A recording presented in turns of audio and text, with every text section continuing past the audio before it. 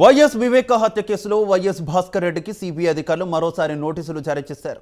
పులివెందుల ఇంటికి వెళ్లిన సిబిఐ అధికారులు నోటీసులు అందజేశారు. అయితే నోటీసులో విచారణ తేదీలు రాయలేదని సమాచారం.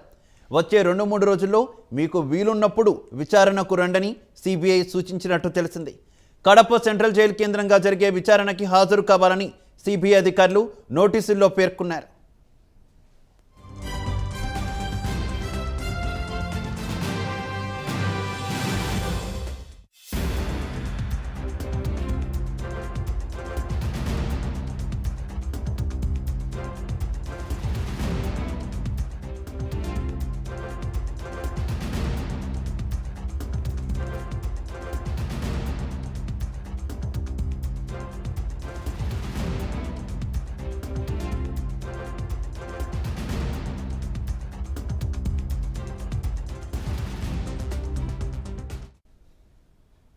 వైఎస్ వివేక హత్య కేసులో వైఎస్ భాస్కర్ రెడ్డికి సిబిఐ అధికారులు మరోసారి నోటీసులు జారీ చేశారు.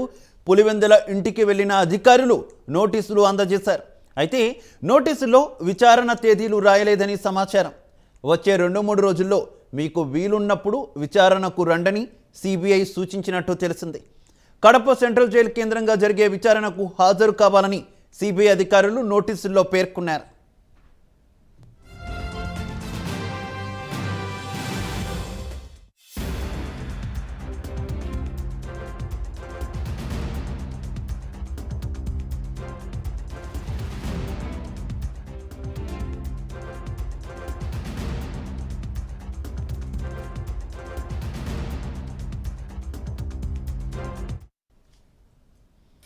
రైట్, ఇదే విషయానికి సంబంధించి మరింత సమాచారం మా కరెస్పాండెంట్ సుధీర్ ఫోన్ లైన్ ద్వారా అందిస్తారు. సుధీర్. Thank you Shiva. ఏదైతే మాజీ మంత్రి వైఎస్ వివేకానంద రెడ్డి కేసుకు సంబంధించి ఇప్పటికే సిబిఐ అధికారులు అయితే కనుక వివిధ కోణాల పూర్తి స్థాయిలో కూడా కేసుకు సంబంధించి దర్యాప్తును అయితే కనుక ముమ్మరంగా సాగిస్తున్నారని చెప్పుకోవచ్చు. అయితే ఇటీవల కాలంలో మనం చూసుకుంటే కనుక గత కొన్ని రోజులు అయితే పోయిన నెలకు సంబంధించి ఈ నెలకు సంబంధించి వైఎస్ అవినాష్ రెడ్డి కావచ్చు, అలాగే ఈ కేసులో వైఎస్ భాస్కర్ రెడ్డి కూడా విచారించాలని చెప్పి గత వారం రోజుల కిందట కూడా ఆయనకు నోటీసులు ఇచ్చారని చెప్పి సోషల్ మీడియా ద్వారా కూడా పూర్తిగా అయితే చర్చించడం జరిగింది. దాన్ని కూడా ఆయన ఖండించడం జరిగింది. ఏదేమైనా నాకు ఇంతవరకు సిబిఐ నుంచి కూడా నోటీసులు రాలేదని చెప్పారు. అయితే ఈ రోజు తాజాగా చూసుకుంటే కనుక సిబిఐ నుంచి కూడా వైఎస్ భాస్కర్ రెడ్డి కూడా పూర్తి స్థాయిలో నోటీసులు స్వయంగా సిబిఐ అధికారులు కూడా ఇంటికి వెళ్ళి ఆయనకు నోటీసులు అందించడం జరిగింది. అయితే ముఖ్యంగా చూసుకుంటే కనుక ఈ నోటీసులో చూసుకుంటే కనుక అసలు వైఎస్ భాస్కర్ రెడ్డిని ఏ తేదీన విచారణ రావాలనేది కూడా అంశం మీద దాంట్లో ఆ నోటీసులు కూడా పూర్తిగా లేదు. దాదాపుగా ఈ 2-3 రోజుల్లో కూడా ఈ విచారణకు పూర్తి స్థాయిలో హాజరు కావాలని చెప్పి ఆ నోటీసులు మాత్రమే ఉంది. మొత్తంగా చూసుకుంటే కనుక ఈరోజు స్వయంగా ఇంటికి వెళ్ళి సిబిఐ అధికారులుగా అయితే కనుక వైఎస్ భాస్కర్ రెడ్డి కూడా నోటీసులు ఇచ్చారు. ఈ 1-2 రోజుల్లో కూడా కడప కేంద్రంగా ఉన్నటువంటి సబ్ జైల్ దాంట్లో విచారణ కూడా రావాలి అని చెప్పి కూడా ఆయన కోరడం జరిగింది. అయితే ఆ నోటీసులు కూడా తీసుకున్న ఆయన 1-2 రోజుల్లో కూడా నేను సిబిఐ విచారణకు హాజరవుతానని కూడా ఆయన చెప్పడం జరిగింది. ఏదేమైనా చూసుకుంటే కనుక ఈ విచారణకు అయితే కనుక పూర్తి స్థాయిలో భాస్కర్ రెడ్డి సహకరిస్తారని చెప్పి కూడా ఆయన చెప్పడం జరిగింది. అయితే ఈ 2 రోజుల్లో ఆయన ఏదైతే మన సెంట్రల్ జైలు ఉందో ఆ సెంట్రల్ జైలు కూడా పూర్తి స్థాయిలో విచారణ కూడా హాజరవుతారని మనం చెప్పుకోవచ్చు. మొత్తంగా చూసుకుంటే ఈ కేసుకు సంబంధించి సిబిఐ అధికారులు భాస్కర్ రెడ్డి విచారించడం కూడా ఇంకా ఎంతమందిని విచారిస్తారని కూడా దానిపైన కూడా వైసీపీ శ్రేణుల్లో కూడా నాయకులు కూడా కొద్దిగా ఉత్కంఠ ఉంది. అంటే ఎవరికి నోటీసులు ఇస్తారు, ఎవరు ఈ విచారణకు వెళ్తారనే దానిపైన కూడా కొద్దిగా ఉత్కంఠ ఉందని మనం చెప్పుకోవచ్చు శివ.